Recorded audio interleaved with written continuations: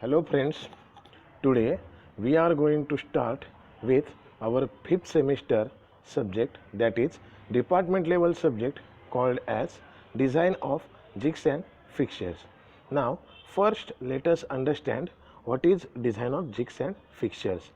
Before starting to the jigs and fixtures, we should know that today every industry runs on a basis of productivity and accuracy. Therefore, they are the basic aims of the mass production.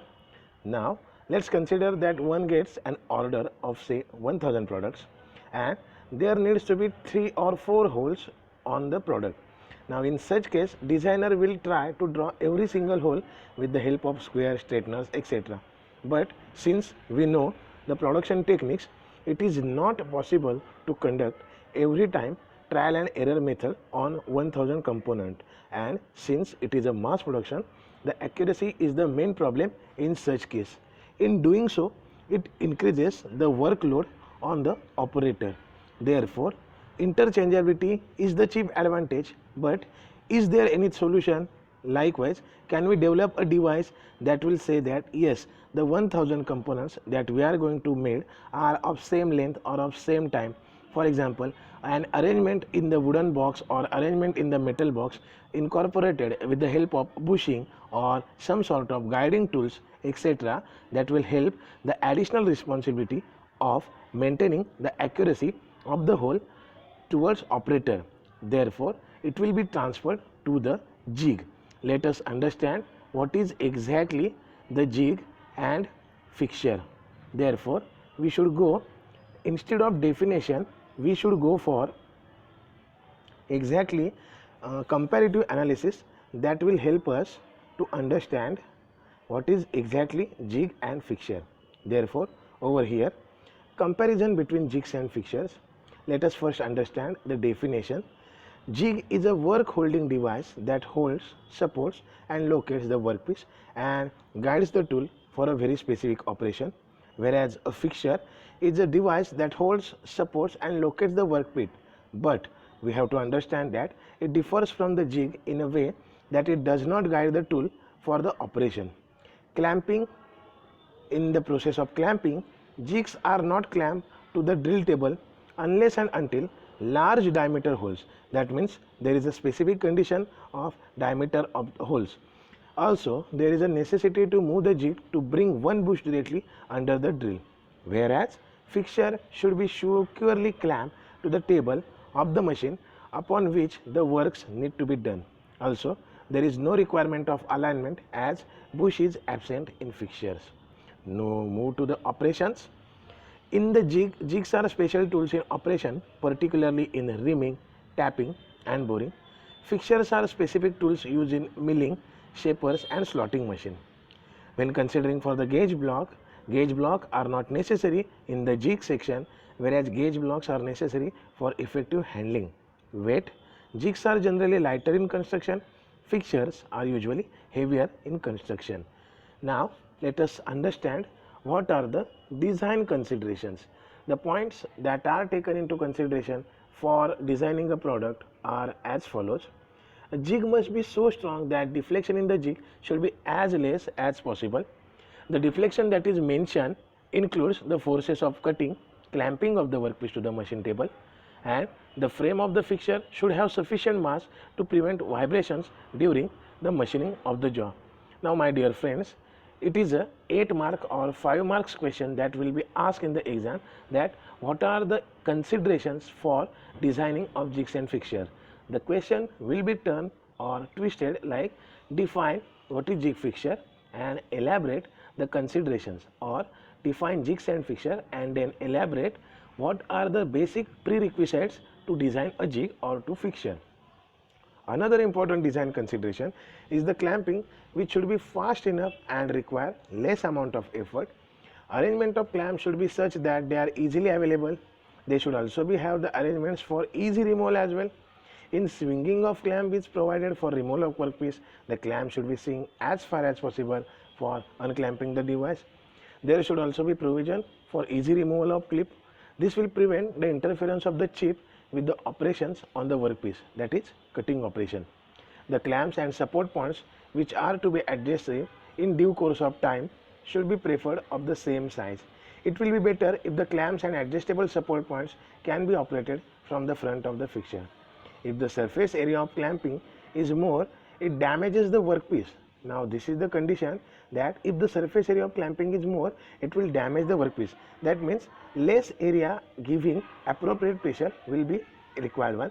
This can be avoided by making the surface area of clamping as small as possible. As it is difficult to get spare parts during the operation, so it is designed in such a way that they can be easily replaced on failure. The study of the design should be done thoroughly before fabricating. It should always be ensured that the work is done in proper sequence. This will ensure zero loss of material. Since we are going for a mass production, we should be delivering that there is a zero loss process. Next, it should always be preferred that there is maximum operation in single sitting of the workpiece. That means the movement are to be restricted. Next point, it is explained itself. The movement of the workpiece is restricted. That is, there is 0 degree of freedom of the workpiece after clamping the workpiece. Sharp corners and redundant locators must be avoided. Why? Because there is a chance that during operation or during machining, new workers are going to handle that jig or fixture, so there is a chance that it may cut down. Therefore, sharp corners and redundant locators must be avoided. One should try to maintain at least one datum surface. The design must possess enough rigidity and robustness to prevent vibration, else it may lead to undesired movement of the workpiece and tools. Minimum cost should be incurred during the fabrication of the project, and design should be as simple as possible. In such a way, it will help even a layman to operate the device, and that was the main condition. Now let us understand what are the material requirements of different parts. For the jig body, generally cast iron is preferred. Then for the studs, mild steel is preferred. For the drill bush, mild steel is preferred. For the pins, quarter pins or nugget pins, mild steel is preferred. And for every single nut, a mild steel is preferred. Now let us move towards what are the types of jigs. Plate jig.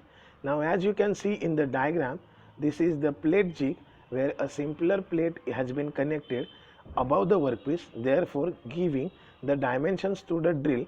And let us understand what is the theory behind that. Plate jig are in many ways similar to template jig.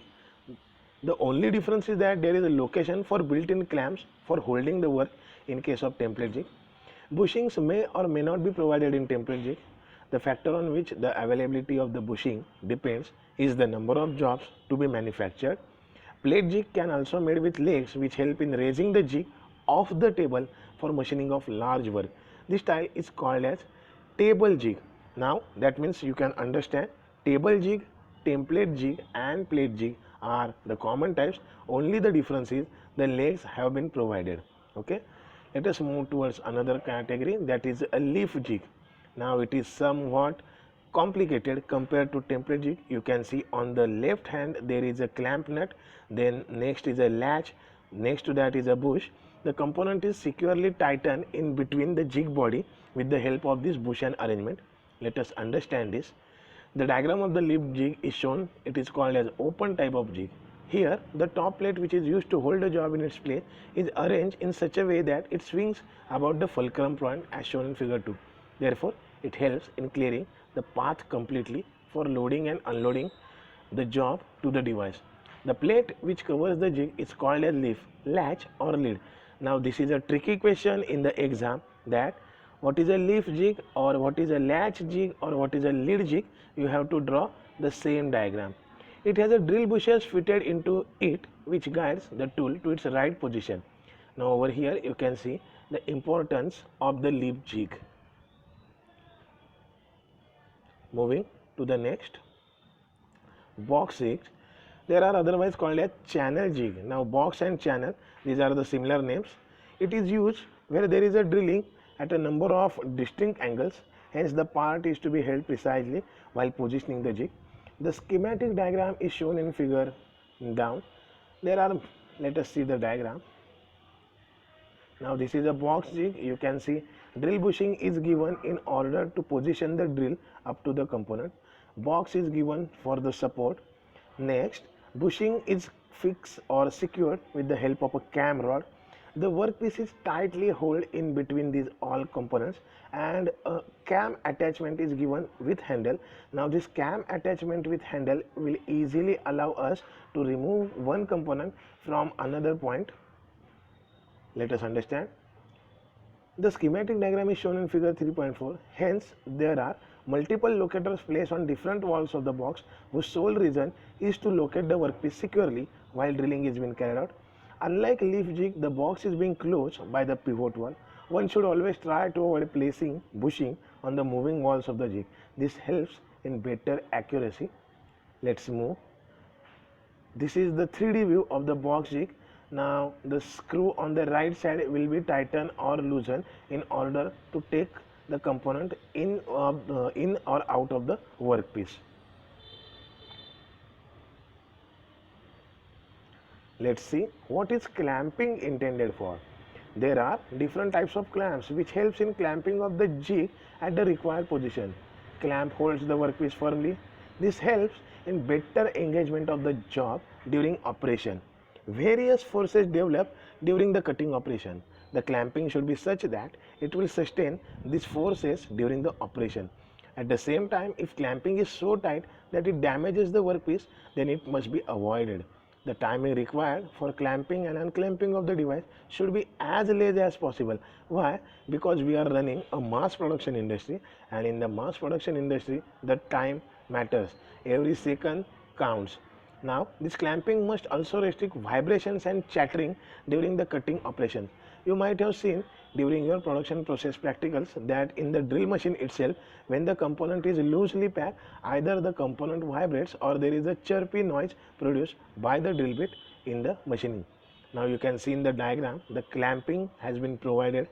Now bending of unsupported workpiece due to clamping, this is the problem, or we call it as a distortion of the component, and we have seen this distortion in the strength of material subject. So we have to avoid this by adjusting. Let's see what are the principles of clamping. There are various principles followed during clamping operations. Now why clamping is important? If you can see in the diagram, if the proper clamping would have done, then distortion we could have avoided. But over here, due to wrong clamping, the distortion has taken place. Let's see principles of clamping. The positioning of the clamps should be done in such a way that clamping force does not act on weak and unsupported part of the workpiece. If clamping force acts on a weak part of the jig, it bends the job as shown in figure 5. This will affect the accuracy of the drilling operation. Finally, a straight drilled hole will become angular when the unclamped device comes back to its original position. The workpiece should be held securely against the forces developed during the operation. It should also be taken care that pressure of the clamping system does not affect the workpiece. For clamping of weak job, instead of keeping the surface area less, the surface area can be increased. It will prevent the damage of the workpiece. The clamps of the workpiece can be fitted with pads, for example, nylon or fiber. This prevents the damage to the job. It should be also noted that clamping of the job is not preventing the path of loading and unloading. Time required for clamping should be as minimum as possible. This can be done using handles, hand wheels, hand knobs, tommy bars and null screws. The point of clamping should be provided with sufficient radius. This radius will take care of the vibrations of the job during the drilling operation. Spear heel pin might be used to help in tilting the clamp. Let us understand with the help of a diagram. Now over here you can see clamping of the workpiece is done. The inclination is being considered for the workpiece. Then spherical washers and spherical heel pin are providing support to the clamping of the workpiece.